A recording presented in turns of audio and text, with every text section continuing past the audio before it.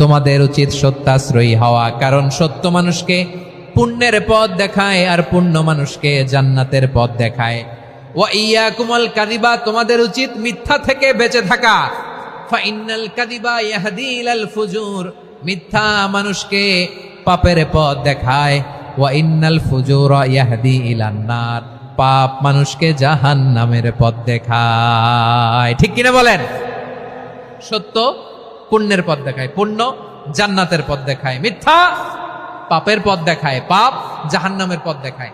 রাস্তা দুইটা, ডানে আর বায়ে। ডানের রাস্তা চলে গেছে জান্নাতুল ফেরদাউসে, বায়েরটা চলে গেছে জাহান্নামে। এবার দ্য ডিসিশন ইজ ইয়োর, সিদ্ধান্ত আপনার, আপনি কোন রাস্তায় চলবেন, ডানে না বায়ে? আওয়াজ করে, ডানে না বায়ে?